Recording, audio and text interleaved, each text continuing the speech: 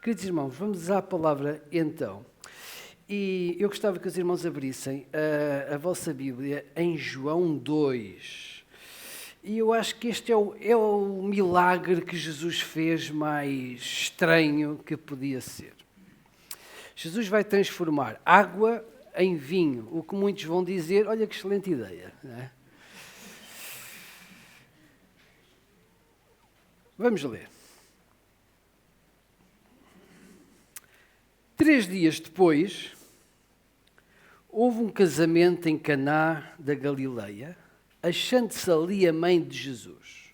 Jesus também foi convidado com os seus discípulos para o casamento. Tendo acabado o vinho, a mãe de Jesus lhe disse: eles não têm mais vinho. Mas Jesus lhe disse: mulher, que ganho eu contigo? Ainda não é chegada a minha hora. Então ela falou aos serventes: fazei tudo o que ele vos disser. Estavam ali 6 talhas de pedra que os judeus usavam para as purificações e cada uma levava 2 ou 3 metretas. Jesus lhes disse: enchei de água as talhas. E eles as encheram totalmente. Então lhes determinou: tirai agora e levei ao mestre-sala. Eles o fizeram. Tendo o mestre-sala provado água transformada em vinho, não sabendo de onde viera, se bem que o sabiam os serventes que haviam tirado a água, chamou o noivo e lhe disse: todos costumam pôr primeiro o bom vinho, e quando já beberam fartamente, servem o inferior. Tu, porém, guardaste o bom vinho até agora. Com este, deu Jesus princípio aos seus sinais em Caná da Galileia, manifestou a sua glória e os seus discípulos creram nele. Depois disto, desceu ele para Cafarnaum com a sua mãe, os seus irmãos e os seus discípulos e ficaram ali não muitos dias. Então, vamos fazer uma breve oração e vamos pedir que o Senhor possa falar ao nosso coração. Senhor Deus, entregamos este tempo e queremos que esta palavra que lemos, Senhor, possa entrar no nosso coração. Que sejas tu o pregador desta manhã. Que o teu Santo Espírito ministre cada um de nós. Nós oramos em Cristo, Senhor. Amém. Não acham este milagre estranho? Água transformada em vinho. E diz que este foi o primeiro dos sinais. Eu fico a pensar assim, então, mas água transformada em vinho. O que é que isto nos diz hoje? O que é que a água transformada em vinho tem a ver com a vida do irmão Filipe ou do pastor Santana? O que é que isto nos ensina hoje a nós? Com certeza que se está na palavra de Deus é porque nos quer ensinar alguma coisa. O que é que a água transformada em vinho tem a ver com a minha vida amanhã? Na segunda-feira, lá no escritório, na escola, ou no hospital, ou na minha casa. O que é que isto tem a ver connosco? Devemos nos perguntar sempre, o que é que este texto bíblico me ensina? Porque todo o texto bíblico, como sabemos, ensina-nos alguma coisa. Qual é o ensino prático deste milagre de água transformada em vinho? E outra coisa que eu acho estranho, então, Jesus diz que é o primeiro dos milagres, então não era melhor andar logo sobre as águas? Transformar um paralítico, dar-lhe capacidade de se levantar e saltar? Dar vista a um cego? Então isto não era muito mais fantástico do que transformar água em vinho? Então, Jesus está a iniciar o seu ministério e ele escolhe, para primeiro dos seus sinais, transformar água em vinho. Mas isto tem que ter algum significado para nós hoje. E é aí que nós vamos chegar no final da pregação. O que é que o vinho tem a ver connosco hoje? Bem, para nós percebermos tudo, ou percebermos melhor, nós olhamos para o livro de João. E o livro de João tem um objetivo. o livro de João tem como grande objetivo mostrar que Jesus é o Cristo, o Filho de Deus. E podemos ver isso lá em João 20, 30 a 31. E ao longo deste livro acontecem 7 milagres. Okay? Que, curiosamente, João não lhe chama de milagres. Como é que ele chama aí o milagre? Como é que ele chama? Sinais. Então, não chama milagres aos milagres, chama sinais. E porquê que ele chama sinais? Qual é a razão? Bem, é porque os sinais apontam uma mensagem. Então, não é o milagre que é importante em si mesmo. Ou seja, não é o facto da água ter se transformado em vinho que é realmente o importante. O importante é o que isto significa. Por exemplo, a gente vai de carro. Okay? Há um semáforo e ninguém para no semáforo para admirar a arquitetura do sinal. Acho eu. Bem, há malucos para tudo, não é? Há malucos para tudo, como o povo diz. Então, a gente olha para o sinal, o que é que nós vemos? Qual é a cor? Certo? Vamos de carro, o importante é a cor. Às vezes, normalmente, nem vemos se o sinal é verde, se não é? A estrutura. Não queremos saber. O que nós queremos saber é se está vermelho, se está amarelo ou se está verde. Okay? Se estiver vermelho, o que é que a gente faz? Para. Se estiver verde... E se estiver amarelo? É mais ou menos verde tinto, não é? Se é para passar, passamos. Pronto, mas há uma mensagem, não é? E aqui a ideia de João é exatamente essa. Ele chama sinais, e são 7 o número da perfeição, para mostrar que Jesus é o Cristo, é o Filho de Deus. E então vamos ao texto. Ele começa por dizer no versículo 2, 3 dias depois, há uma série de coisas que este texto não diz e que nós gostávamos que ele de saber, mas ele vai dizer aquilo que é o essencial. Ele diz, 3 dias depois. 3 dias depois do quê? Bem, 3 dias depois de ter aceito mais 2 discípulos, Filipe e Natanael. E quem eram os discípulos neste momento? André, Pedro, Tiago, João, Filipe e Natanael. E o texto diz que Jesus foi convidado a um casamento em Caná da Galileia. Sabem onde é que é Caná da Galileia? Sabem onde é que é? Ninguém sabe. Ok? Pronto. Pensa-se. Mais ou menos. Dizem que é aquela região, não é? 13 quilómetros de Nazaré. Mas, é bonito? Pronto. Mas, na verdade...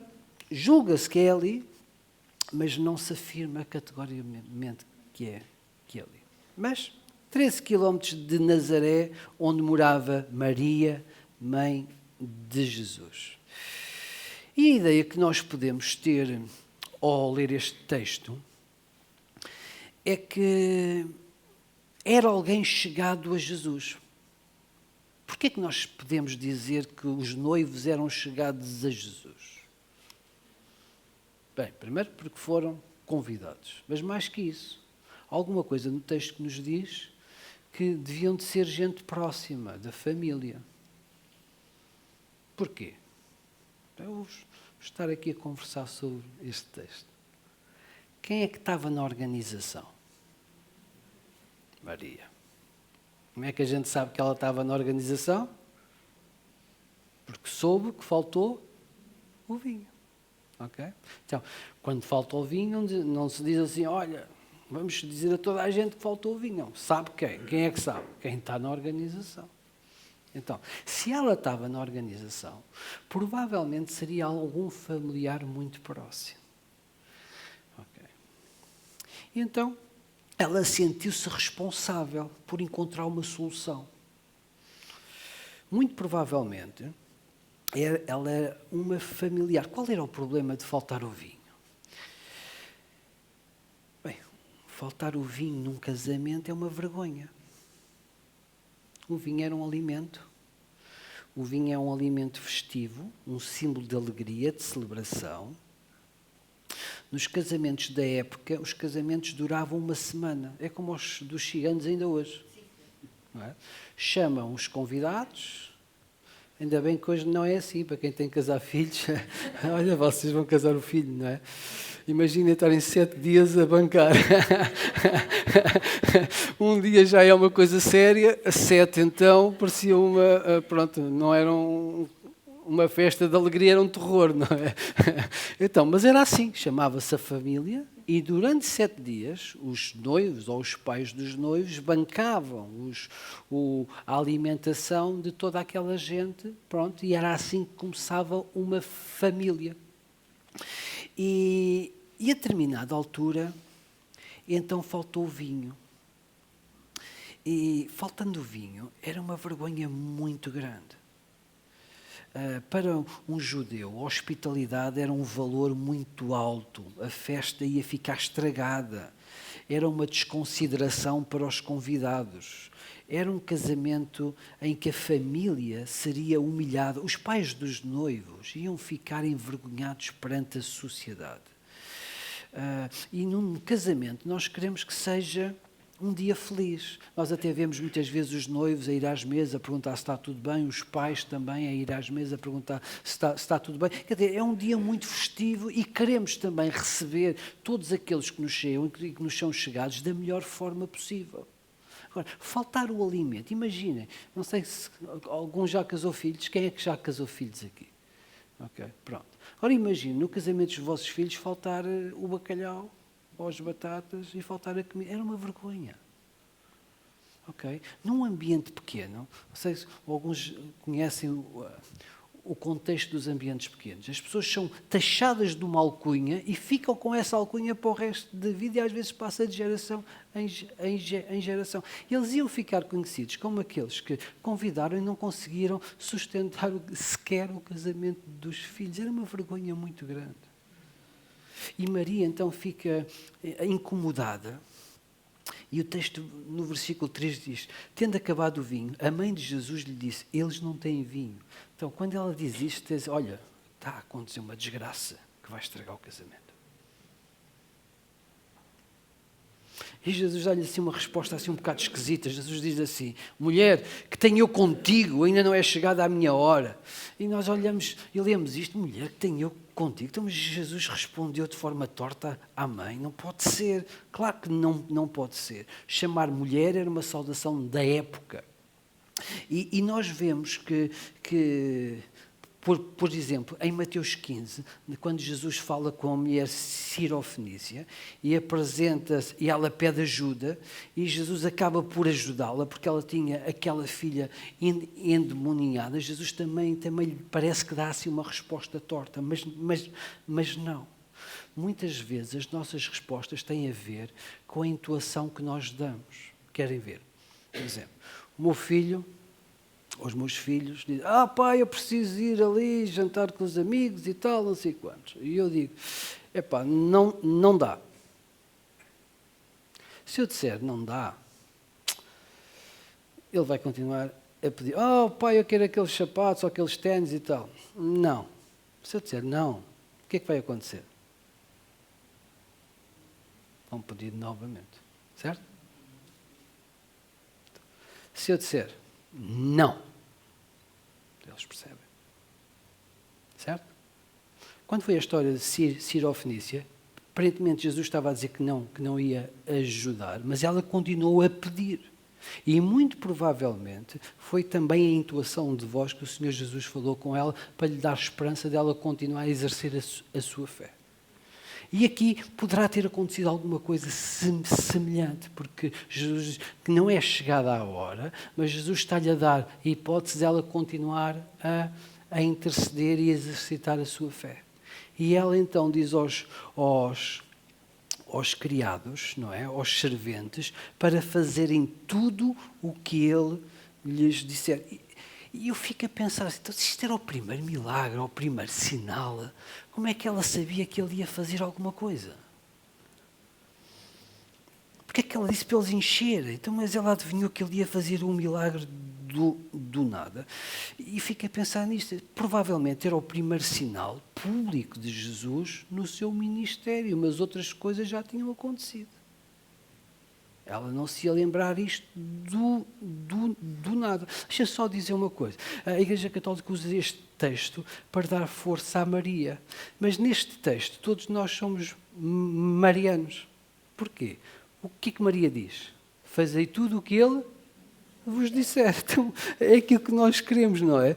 Nós queremos que Jesus é que tem o poder e Maria concorda connosco.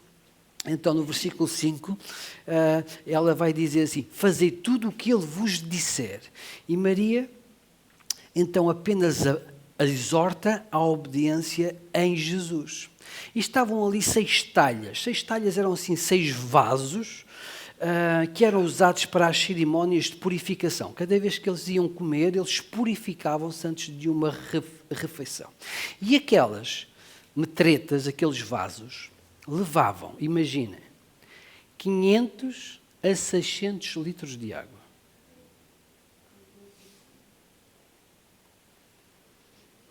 (500 a 600 litros de água. E eles encheram até ao fim. Então, Maria dá ordem aos serventes e começa então eles a irem buscar água ao poço, não havia água canalizada, e a trazerem. Vão buscar água ao poço e trazem. Vão buscar água ao poço, possivelmente puxam, não é?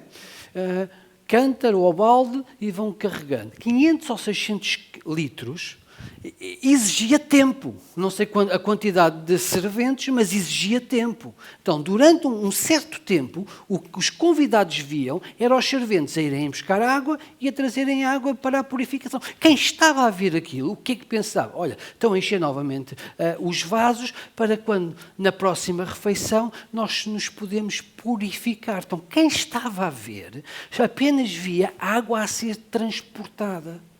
Quem é que sabia o que é que estava a acontecer? Maria e Jesus, unicamente. Os homens apanhavam água, enchiam. Iam apanhar água, enchiam. E este é o filme que está a acontecer. Até que, por fim, as águas estão cheias. Agora, digam uma coisa. Jesus tocou nas talhas. Jesus tocou na água. Jesus tocou nos discípulos. Quando é que a água se transformou em vinho?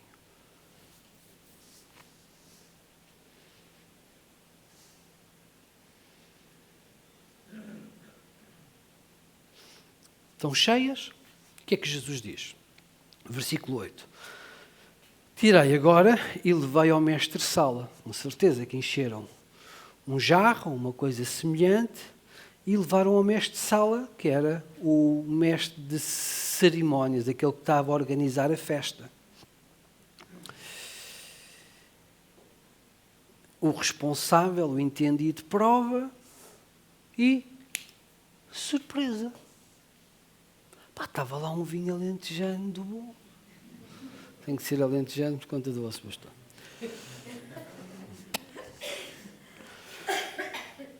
E o vinho era bom. E nós ficamos aqui a pensar assim, mas quando é que aconteceu o milagre? Quando é que aconteceu? Foi quando eles estavam a deitar a água? Foi quando já ia no jarro? Não sabemos. O que nós sabemos é que aquelas talhas gigantes foram cheias de água. E quando a água foi dada ao mestre-sala, era vinho. E o mestre-sala ficou tão admirado que pensou, que disse assim, o pessoal normalmente mete o bom vinho para começar. Depois, quando a pessoa já está meio contente, então dá-se o vinho a martelo. Mas vocês não fizeram assim, vocês guardaram o vinho bom até agora. E devia de ser o melhor vinho deste mundo, que este mundo alguma vez produziu. Há uma curiosidade aqui. O mestre-sala não viu milagre nenhum. Já repararam? Ele nem sabia. Ele provou um copo de vinho. Ele não sabia de nada. Quem é que sabia que aquela água que aquele vinho era água transformada? Quem é que sabia? Nesta fase. Maria, Jesus e quem mais? Os empregados que andaram a carregar água. Agora eles já sabiam. Então, mas o poço não dá vinho. Ou aconteceu aqui alguma coisa. Mas continuamos com o mesmo problema do princípio. O que é que este sinal quis dizer àquela gente e nos quer dizer a nós? Vejam o versículo 11. Com este, deu Jesus princípio aos seus sinais em Caná da Galileia, manifestou a sua glória e os seus discípulos creram nele. Então, o que é que nós temos aqui? Este milagre, basicamente, foi Jesus a transformar os elementos da água. Jesus transformou a substância criada, água, noutra substância, vinho. E como é que Jesus fez isto? Pelo poder da sua palavra. Certo? Ele disse, enchei, levai, e em algures, neste processo, a água transformou-se em vinho. Então, ele transformou os elementos de uma substância noutra substância. Ele criou uma coisa que não existia. Agora, eu pergunto-vos, quem é que tem poder para criar? Quem é que tem poder para alterar as substâncias e criar uma coisa nova? Aquele que criou os céus e a terra com o poder da sua palavra. O que é que Jesus fez no primeiro milagre? Jesus apresentou-se como Deus. Jesus apresentou-se como Deus diante dos seus discípulos e diante daquela gente.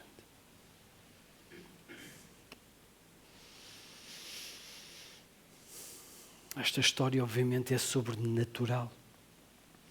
Nós podemos crer nela ou não. É um milagre. Mas os milagres dizem que o impossível pode acontecer. Um milagre é uma solução sobrenatural para uma impossibilidade.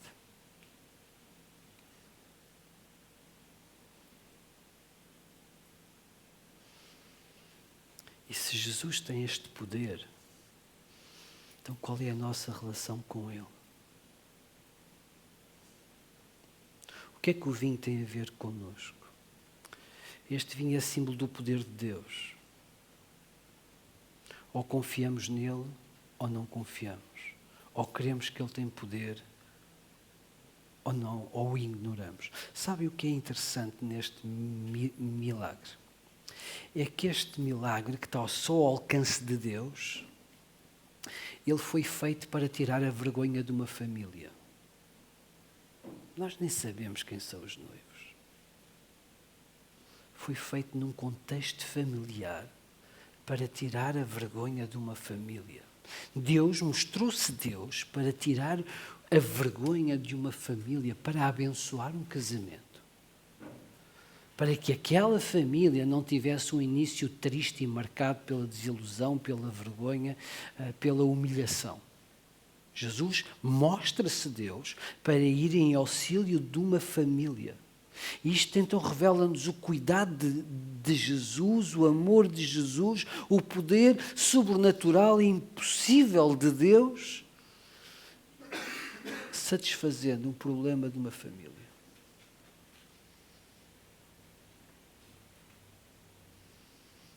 Eu não sei se o irmão está com algum problema sério, daqueles que são impossíveis.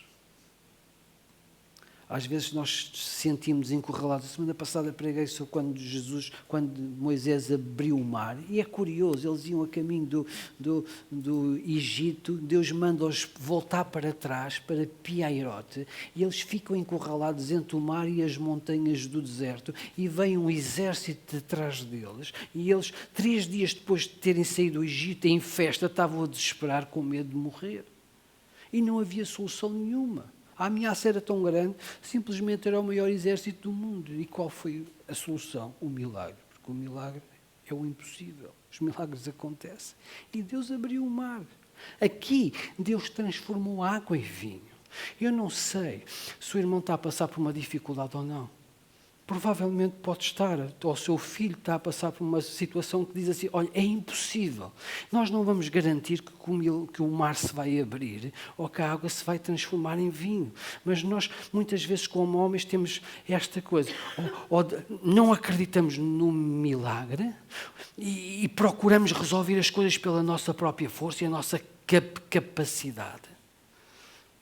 E muitas vezes é isso que acontece. O que a água transformada em vinho nos ensina é que nós, perante as dificuldades desta vida, perante os impossíveis desta vida, nós podemos levá-los a Deus e interceder para que Deus, que tem todo o poder, possa fazer diferente na nossa vida.